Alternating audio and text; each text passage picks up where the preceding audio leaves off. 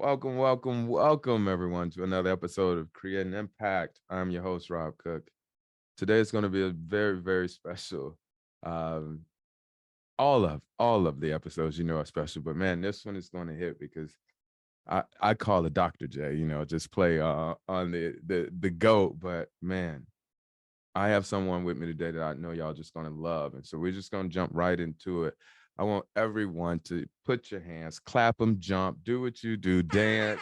But welcome to the show, everybody. Dr. Joan Wright-Good. What's going on?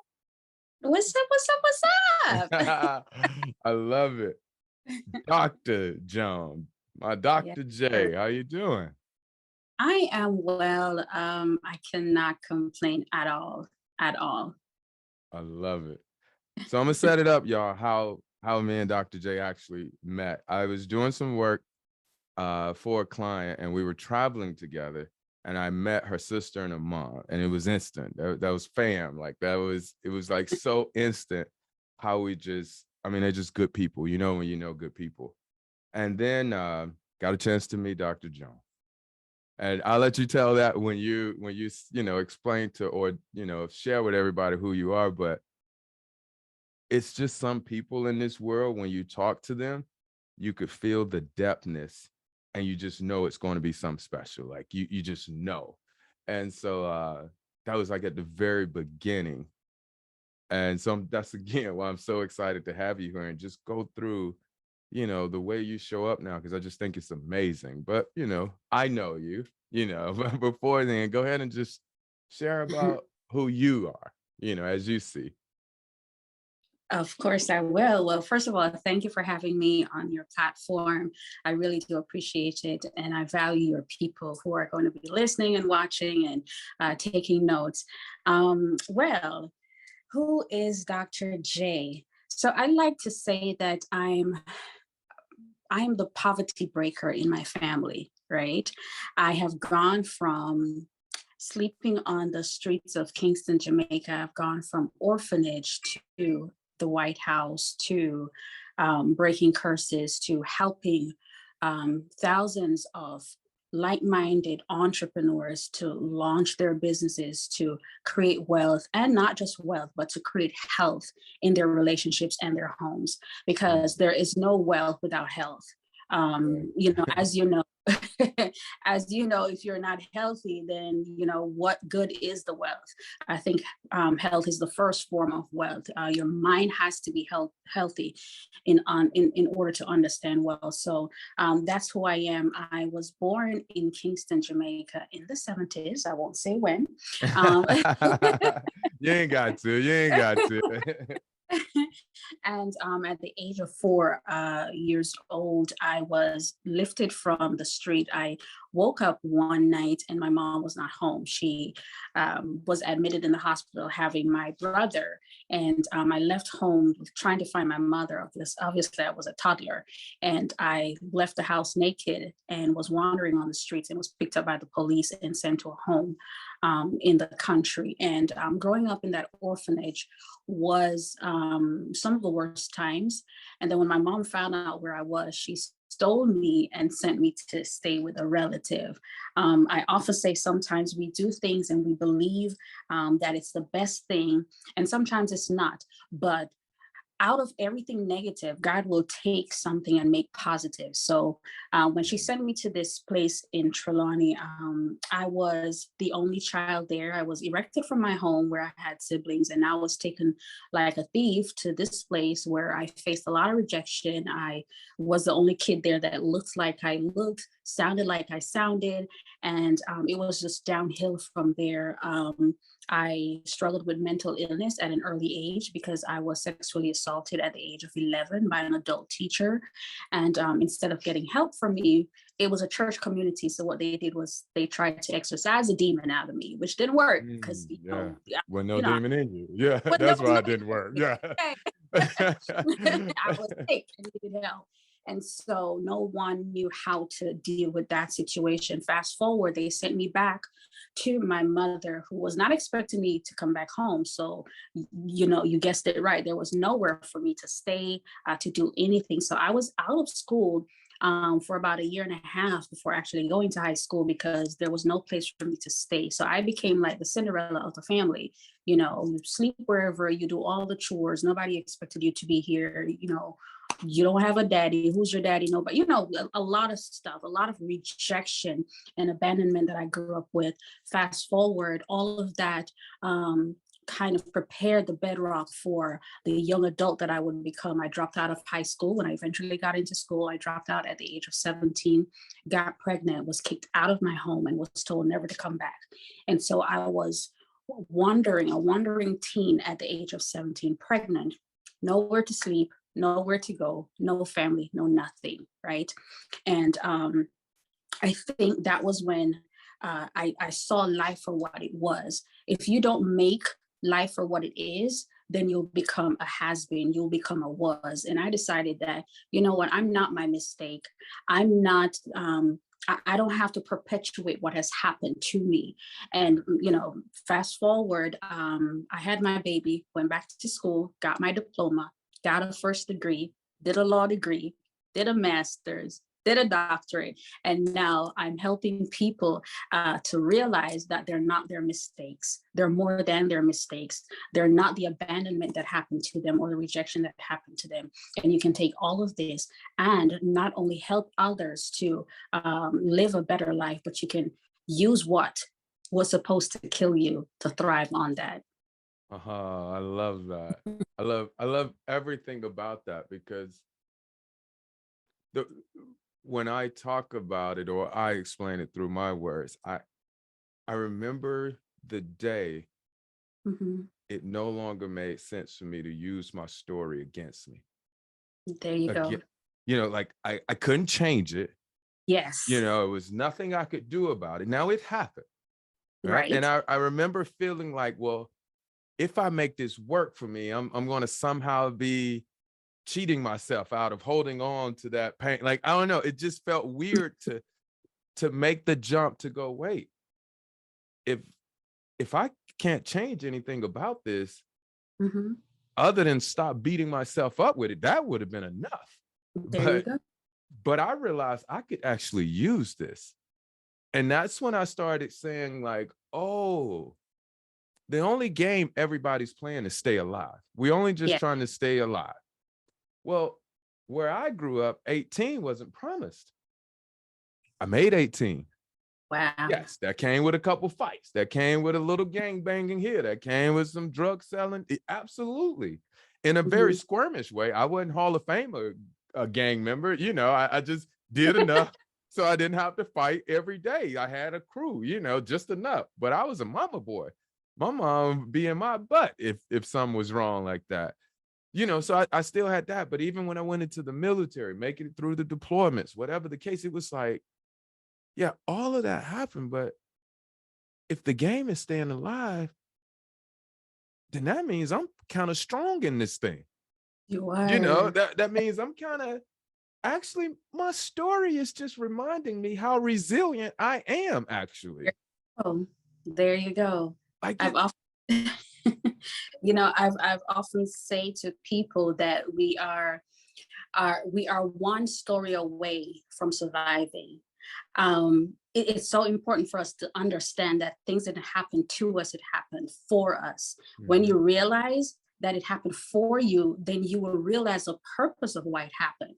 Everybody wants to be big and great and all these things, but nobody really wants to go through anything. And then when we go through, we don't see clarity. You know, I don't know. Have you ever seen somebody driving? They're trying to find somewhere, and either they don't have a GPS or they don't know where they're going, and so you're driving behind them, and because they don't have clarity, then they're causing all kind of confusion on the road. When you lack clarity of vision, clarity of purpose, and clarity of journey, that's when you hide from your story. My story was what actually started the journey for me to be on the path that I'm on. Right. One day I just decided to stop hiding behind my story, because my story was I chose my spouses based on my story. I chose business partners based on my story. Mm. I chose people because I wanted to hide from my story. And so I wasn't living the life that I was purposed to live. But the day when I said, you know what, I'm going to tell my story, it made all the difference. Did you know that I started getting my healing? My healing process Mhm. started when I told my story. Yeah. And then I was placed on a platform to tell the story. Then I started earning from the story. Then I wrote a book from the story. So everything catapulted when I decided to stop hiding from my story. Yeah. That I love it. Again, I mean, I love everything about it because it's what I love is that you having lived your life the way you've done, and I've lived mine, but the way we've come to understanding the same things. Yes. Like all of that. People say, man, like, bro, you done been through so much. How do you still smile? I was like, no, given what I've been through, I ain't got no choice but to smile. But Like just you don't even oh, understand the gratitude I got for being here. That's how I look at this thing, you know. So kind of help me with this then. You start telling the story, your mind starts healing. How did it come that you wanted to start your own business? You CEO, you run it's a publishing company, you helping entrepreneurs, you know, do their brand. How did that all come about? well, so it's very easy. Again, go back to my story. I remember in my first book, I wrote this thing. I remember when I was in elementary school, you know, the question would always be asked, what do you want to be when you grow up? Mhm. Everybody was saying firewoman, doctor, nurse, all those good things. I don't know. I saying I wanted to be an ambassador. I don't even know if I understood what that word meant. It just came out and I just started rolling with it. And I just felt like it was an important thing. Fast forward years later, I would not know that I would become the ambassador of several things, you know, not just in ministry, but even in the workplace and with entrepreneurship. So I consider myself an ambassador, someone who has suffered the cost of becoming who I am so that I can help other people circumvent that process, right? That's what an ambassador does. You represent a people, a place, a country, a culture, right? So when I realized the purpose of me having gone through all that I went through, and the real reason behind it is to help people, because everything in business is people centered. If you're doing something, money is a byproduct of what we do. You know, Yeah. if you're going to do it for the money, then it's not going to last. When you realize that your sole purpose is to serve, and when you serve at your highest, you're really serving God, because He has called us to love our neighbors as ourselves. So when you serve people, you're literally serving Him. And so when I found out how dope it was to serve people, that was how I ended where the money resides. So, like I told you, uh, I love it. I did my first book, and in that weekend, and by the way, let me tell you this, because I just launched a 24-hour author workshop, and somebody's saying 24 hours. I'm like, yeah, I can show you how to become an author in 24 hours. I became an author in just one weekend. I decided to write my story. And at first, it was like writing a diary. And then I had somebody read it, and they were like, this is a book, right? And Mm. in that one weekend between Friday and Sunday, it was completed, right? And then the rest is history. Somebody got wind of it, and they asked me to do an interview on TV. I did one interview. So the book came out like the Monday. I did the interview the Tuesday, and the book was sold out that entire week. Nobody could find the book. Everybody kept asking me. I went to the store, I couldn't find the book. And so there was a women's retreat happening in the other side of the country. And the person who was hosting the event asked me to come and speak to the ladies. I was like, fine. I was just going. She said, you know, I want you to share on your book. I went there. First of all, I didn't know that there would be so many women there. Second of all, they were all women in leadership, but it was a safe space for them because, as you know, leading women, we often believe that we're the only ones going through whatever we're going through because we're Yeah. leading at a level. And so we don't trust people.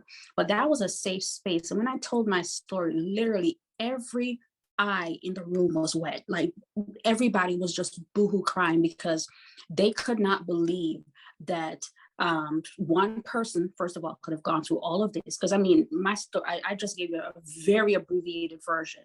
Yeah. But they saw themselves in so many different Different. parts of the Yeah. story. Yeah. And so for them, that was hope.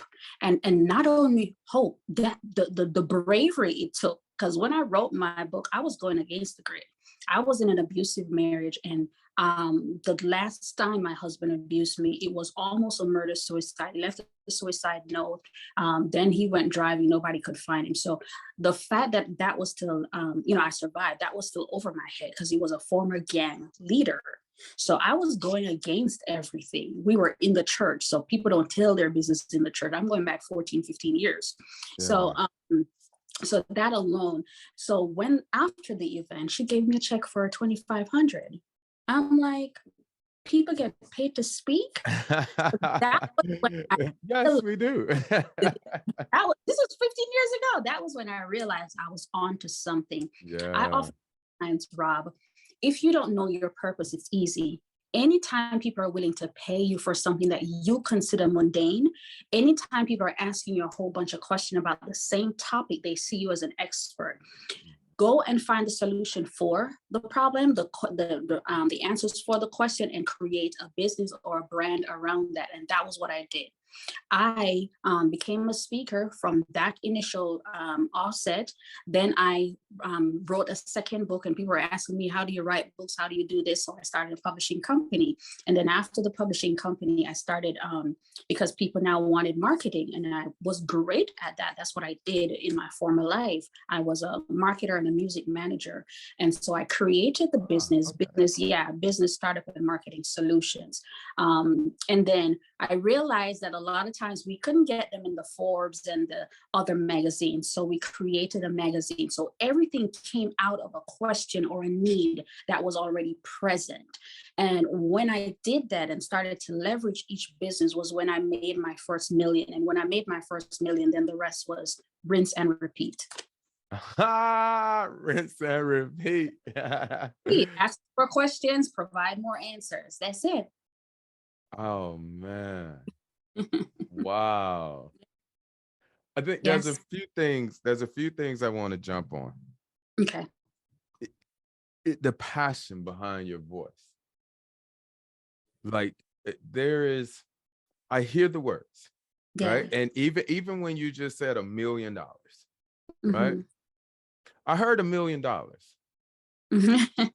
But I heard some behind your Yeah. voice that Yeah. was a lot more than I would get with $1 million. That's what Yeah. what's that? What's that, Joan? Like it's, I mean, again, even when you were just saying the process of it, yeah, I heard the words, but it's something that's on your words that just hits a little bit differently. That's what is that? It's the gratitude for being alive. It's that gratitude of surviving against all odds, and the fact that God has given me this passion, and I realize it's not just about me.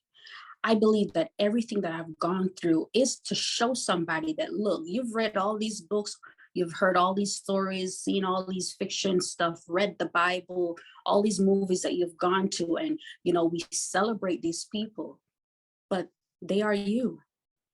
They're you. You can do the same thing. You know, you have survived. Why aren't you celebrating you?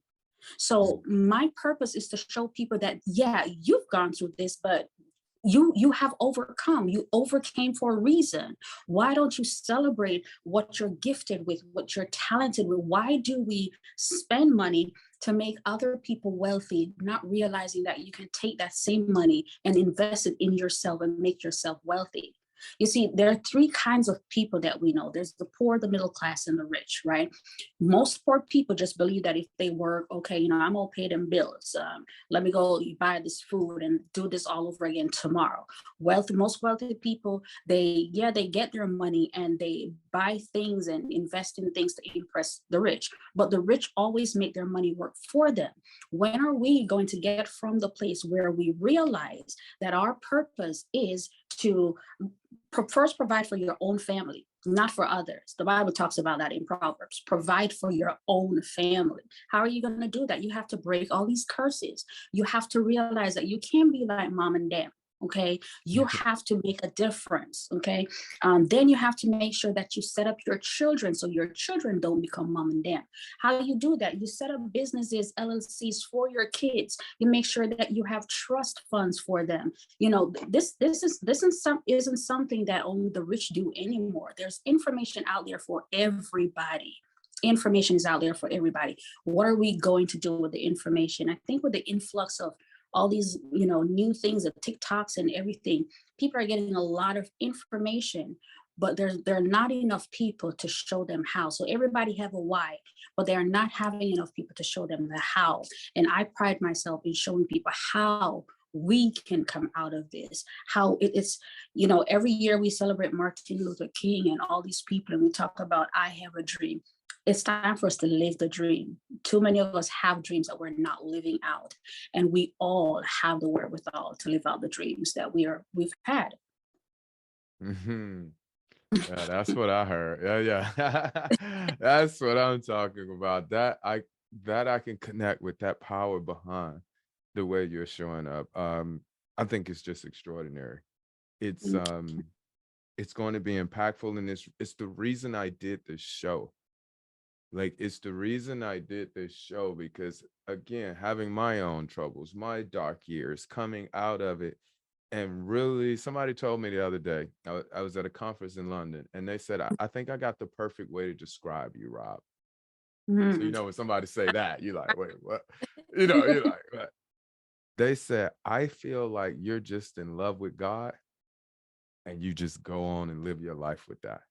Like, they just like you so in love with God that you see God everywhere. And so for you, everything is always like, and I was like, yeah, yeah, yeah, that's, That's yeah. correct. Like, exactly, facts. I can look at, when I look at my mentor, it's a direct reflection God loved me because his voice was his voice was in my ear when I needed it most.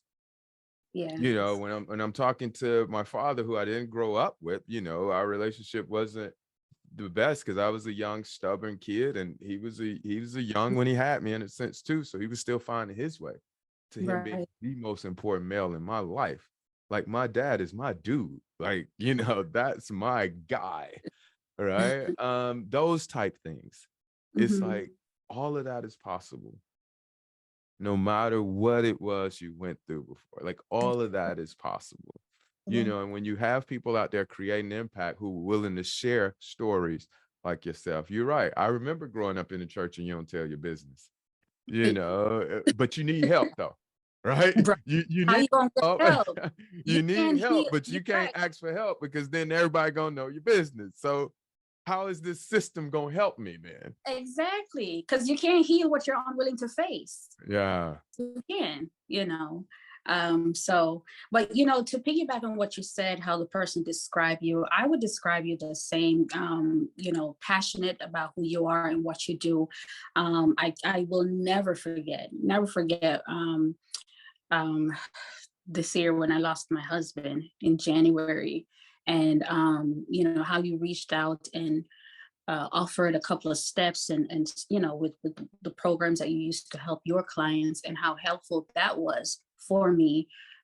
It was almost as if you stood in the gap where I needed a big brother, or I should not say big because I don't know your age, but you know what I mean. I grew up in the 70s too. We ain't got to say the year. Well, So yeah, let's just go with that.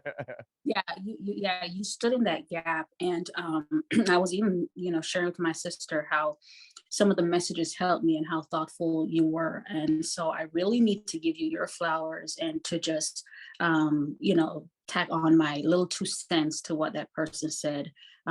In that moment, I saw God in your messages, so I just wanted to publicly say thanks. Thank you so much for that. Oh wow. Speaking of Sissy, that was my surprise for you. So Aw. I texted her last night and I said, hey, big hugs to mama, then hug me. Quick question. Tell me one thing you love about Joan. Why? So she go, who asking? I was like, stop, give me this, give me the goods, give me the goods. You probably think she probably thought you were trying to hook me up with somebody because that's Oh. all the time, all the time. She says, I love everything about her. She's Aw, unique, truly one in a million. She's calm, she's loyal, she's aw, independent, she's loving, aw. she's strong, and she's kind. Oh, that's my sissy. I love Yeah. her. So that's what she said last night. And I wanted to share that. And I feel the same. Yeah. It's been an extreme blessing to get to know you and to continue watching you create impact, and we'll do something together soon one day. Like it's bound to happen. Family business, right? Right. But I do want to open it up to you. Again, just thank you for being just an extraordinary demonstration of God's love for us, and walking in the way that you walk. I just want to open it up to you for any last comments that you want to send everybody on, and you can also let them know where to find you. I'll make sure it's in the show notes as well. But yeah, Doc, let them have that you. Well, what I want to say to your listeners is don't be lazy with your purpose. Don't be lazy with your purpose. I want you to dig deep and to find out why it is that you were created. So many people are doing things, going to jobs, just going around the mulberry bush because they're taught that that's the way to do it. But have you ever looked outside of yourself to unlearn some of the things that we've been taught? Because a lot of times what we've been taught is wrong teaching. And so you have to get back to your core, who are you? What were you created to do? And from that, from your purpose, your passion will come forth. And I've heard a lot of people talk about, you should profit from your passion, but I'd like to interject right there and say, now you found your purpose and your passion has been ignited. Now you want to make sure that you sharpen your skill set. I said recently that your purpose or your passion alone won't make you profit. It won't make you sustainable profit, right? Because if you don't have character, if you don't have consistency, and if you don't have clarity, then it doesn't matter how well you do hair. If you can't show up consistently, if you don't give the client what they're asking for, if your skill set is off, you will become obsolete. And the thing is that when you become obsolete, sorry, you're easily replaceable by your competition, right? You want to make sure that you don't have competition. You want to make sure that you are the go-to person wherever you are, wherever you stand, wherever you speak. Become the go-to of your career, of your industry, of your purpose. So I'll say find that purpose, find the passion, but add consistency, clarity, and sharpen your skill set. And at the end of the day, know that whatever you went through, it didn't happen to you, it happened for you. So go ahead and use your story because your story will help people. It will be told for generations to come if you tell it and don't allow other people to tell it for you. Mm. Call that the gospel. Oh, and where can they find you? Oh, yeah. Where? Yes. Yes. So I'm on Instagram at Joan Wright-Good. That's my maiden and married name, Joan Wright-Good. I'm on Facebook as Doctor. So you have to put the DR before the JOAN because probably won't pop up if you just put Joan Wright-Good. I'm on LinkedIn as Joan Wright-Good and every other platform. Just type Joan Wright-Good. You can Google me as well. There's, several different ways to get to me and to see some of the services that I offer, some of the people that I've helped, some of the businesses that I've gotten marketing and branding and visibility on the media and other platform. So, yeah. Thank you.